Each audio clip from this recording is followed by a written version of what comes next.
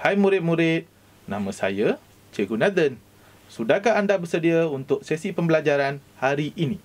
Pada hari ini, kita akan membincangkan tajuk 440 lakaran. Adakah murid-murid tahu maksud lakaran? Tidak mengapa, mari kita belajar bersama-sama. Lakaran ialah draft yang dihasilkan menggunakan teknik lakaran bebas, iaitu freehand, tanpa bantuan alatan melukis seperti pembaris dan jangka lukis. Adakah murid-murid tahu ada berapa jenis lakaran? Baiklah, mari kita lihat. Terdapat sebanyak 6 jenis lakaran yang anda perlu ketahui, iaitu: pertama, lakaran contengan. Kedua, lakaran penerokaan. Ketiga, lakaran teknikal. Keempat, lakaran perkembangan idea. Kelima, lakaran persembahan. Keenam, lakaran digital. Sekarang, mari kita lihat penerangan bagi setiap jenis lakaran. Pertama, lakaran contengan. Lakaran contengan ialah lakaran yang tidak kemas dan tidak tersusun. Biasanya dilukis secara kasar apabila tercetusnya idea oleh mereka supaya tidak lupa. Contoh yang diberikan menggambarkan sejenis lakaran yang dilakar secara kasar. Kedua, lakaran penerokaan. Lakaran penerokaan ialah lakaran perbandingan dengan produk sedia ada di pasaran dari aspek evolusi, iaitu trend, bentuk, saiz dan sebagainya. Contohnya, pelbagai jenis beg diperbandingkan dahulu sebelum melakar idea baharu. Ketiga, lakaran teknikal.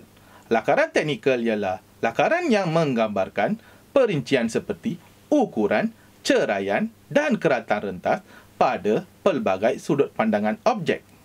Contoh yang diberikan menunjukkan maklumat teknikal yang terdapat pada suatu lakaran. Keempat, lakaran perkembangan idea. Lakaran perkembangan idea ialah lakaran yang menunjukkan proses penghasilan idea. Contoh yang diberikan menunjukkan pelbagai janaan idea reka bentuk beg oleh seorang pereka. Kelima, lakaran persembahan. Lakaran persembahan ialah lakaran yang membantu pelanggan memahami konsep rekaan yang ingin disampaikan oleh pereka. Lakaran ini biasanya memberi penekanan kepada pengaplikasian elemen dan prinsip reka bentuk yang telah dipelajari. Contoh yang diberikan menjelaskan aplikasi elemen dan prinsip dalam reka bentuk sebuah beg. Keenam, lakaran digital. Lakaran digital ialah lakaran yang menggunakan alatan, gadget dan aplikasi perisian terkini.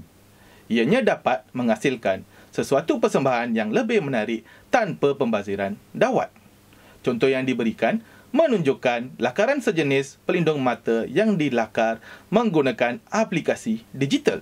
Baiklah murid-murid, sekarang mari kita lihat peranan lakaran dalam reka bentuk. Terdapat 5 peranan lakaran dalam dunia reka bentuk yang murid perlu tahu. Pertama, mempercepatkan pembangunan konsep. Kedua, asas komposisi untuk ilustrasi. Ketiga, medium komunikasi antara pereka dan pelanggan. Keempat, eksplorasi visual, iaitu perkembangan idea. Kelima, penyelesaian perincian visual. Sekarang, mari kita lihat penerangan lebih lanjut mengenai peranan lakaran. Pertama, mempercepatkan pembangunan konsep. Lakaran adalah kaedah terbaik untuk meneroka konsep. Kaedah ini menjimatkan masa kerana mereka hanya perlu menerangkan konsep yang digunakan melalui lakaran atas kertas sahaja. Contoh, melakarkan beberapa idea awal sebuah beg dengan mengaplikasikan konsep reka bentuk menyerupai kerang. Kedua, asas komposisi untuk ilustrasi. Lakaran adalah kaedah pantas untuk menunjukkan komposisi asas perancang ilustrasi awal bagi menghasilkan suatu lakaran. Apakah itu komposisi? Komposisi bersamaan kedudukan suatu bahagian mengikut kesesuaian. Contoh yang diberikan menunjukkan kedudukan zip dan tali pada lakaran beg. Ketiga, medium komunikasi antara pereka dan pelanggan. Lakaran dapat menunjukkan imej mengikut kehendak pelanggan. Komunikasi pereka dengan pelanggan lebih mudah difahami menggunakan lakaran sebagai medium. Contohnya, lakaran reka bentuk yang telah dihantar melalui WhatsApp dapat difahami dengan mudah oleh pelanggan. Keempat, eksplorasi visual, iaitu perkembangan idea. Lakaran boleh digunakan bagi tujuan memperkembangkan idea sesuatu reka bentuk kepada pelbagai pilihan untuk dipilih oleh pelanggan. Contohnya, pelbagai penjanaan idea bagi reka bentuk sebuah beg. Kelima, penyelesaian perincian visual. Perincian terhadap lakaran pembangunan konsep dibuat pada awal penjanaan idea. Penerangan tentang elemen, prinsip dan bahan yang digunakan boleh ditambah pada lakaran untuk memudahkan proses reka bentuk. Hasil lakaran boleh diperhalusi dengan lakaran digital. Contohnya, perincian maklumat pada lakaran beg yang telah diberikan. Baiklah murid-murid, mari kita uji minda anda. Mengapakah lakaran sangat penting dalam bidang reka bentuk?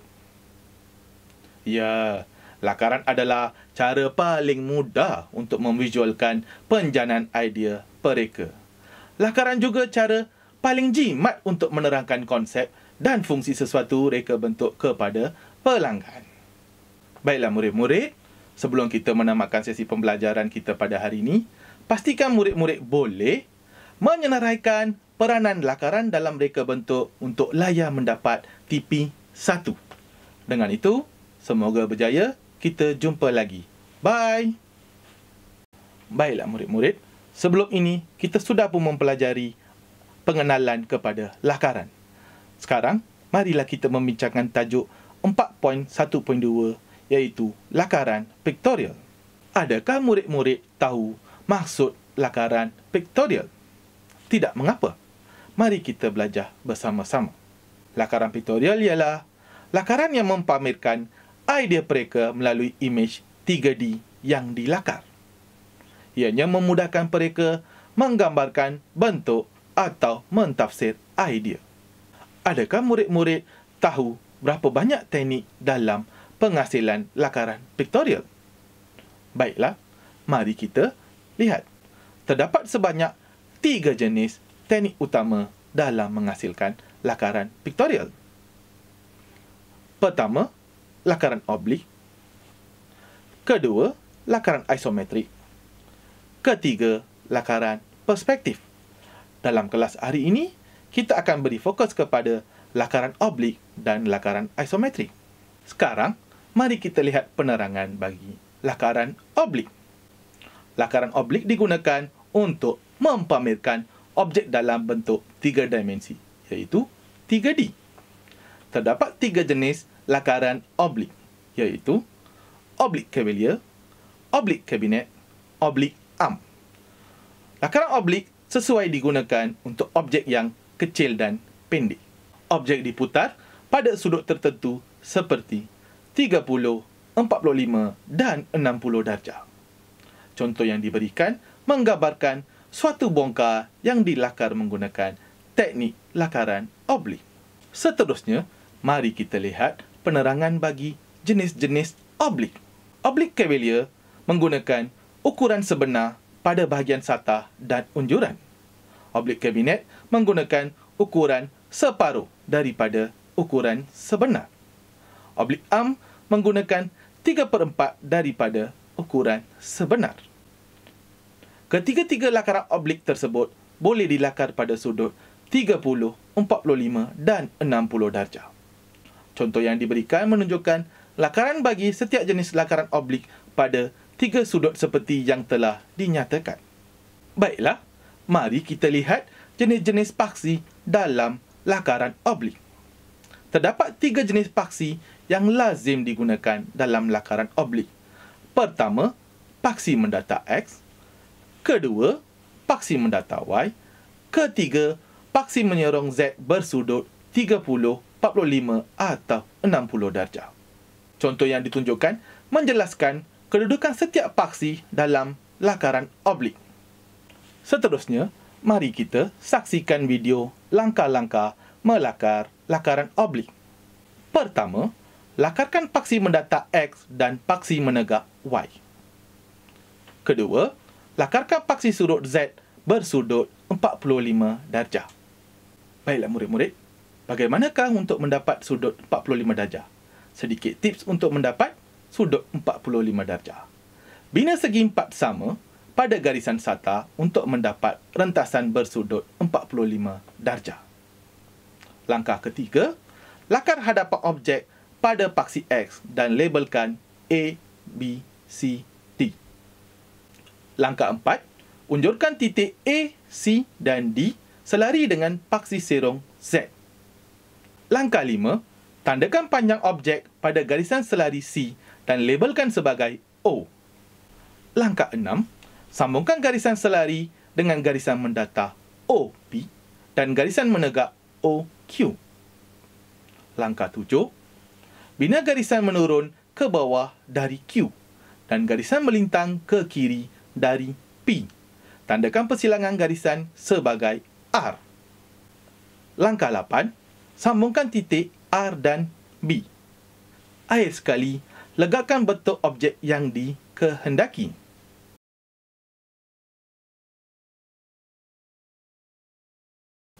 Info tambahan untuk murid-murid. Garisan halus yang dilakar untuk membina bentuk objek dikenali sebagai garisan binaan GB. Garisan tebal yang menunjukkan bentuk sebenar objek dikenali sebagai garisan objek GO. Garisan putus-putus yang menjelaskan kawasan yang tidak dapat dilihat dikenali garisan tersembunyi GS. Baiklah, mari kita ke teknik lakaran yang kedua, iaitu lakaran isometrik. Lakaran isometrik ialah satu kaedah yang digunakan untuk menunjukkan rupa bentuk sesuatu objek dalam bentuk 3D. Ianya menggambarkan pandangan atas, iaitu pelan, pandangan hadapan dan juga pandangan sisi suatu objek dalam lakaran yang sama. Contoh yang diberikan adalah lakaran sebuah bongkar yang dilakarkan secara lakaran isometrik. Baiklah, mari kita lihat jenis-jenis paksi dalam lakaran isometrik. Terdapat 3 jenis paksi yang lazim digunakan dalam lakaran isometrik. Pertama, paksi mendatar X. Kedua, paksi mendatar Y. Ketiga, paksi menyerong Z1 dan Z2 bersudut 30 darjah. Contoh yang ditunjukkan menjelaskan kedudukan setiap paksi dalam lakaran isometrik. Seterusnya, mari kita sama-sama saksikan video langkah-langkah melakar lakaran isometrik. Pertama, lakarkan paksi mendatar X dan paksi menegak Y. Langkah kedua, lakarkan paksi sudut Z1 dan Z2 bersudut 30 darjah. Bagaimanakah cara untuk membina sudut 30 darjah? Sedikit tips untuk anak-anak murid. Pertama, bina segi empat sama pada garisan mendatar X. Kemudian, bagikan segi empat kepada 3 bahagian yang sama. Setiap bahagian mewakili sudut 15, 30 dan 45 darjah. Kemudian, buat garisan merentasi sudut 30 sebelah kiri dan kanan dan label sebagai Z1 dan Z2. Itu adalah tips untuk mendapat sudut 30 darjah. Seterusnya, langkah 3. Tandakan ketinggian objek pada paksi Y sebagai AB. Langkah 4. Bina garisan selari dengan Z1 dan Z2 dari titik A. Tandakan lebar AC dan panjang objek AE. Langkah kelima. Bina garisan tegak dari C dan E memotong Z1 dan Z2. Labelkan sebagai CD dan EF. Langkah 6. Bina garisan selari CG dan EG. Langkah 7. Bina garisan menegak dari G dengan ketinggian sama dengan AB. Labelkan sebagai H. Langkah ke-8. Bina garisan selari dari D dan F melalui titik H. Langkah ke-9, letakkan objek yang dikehendaki.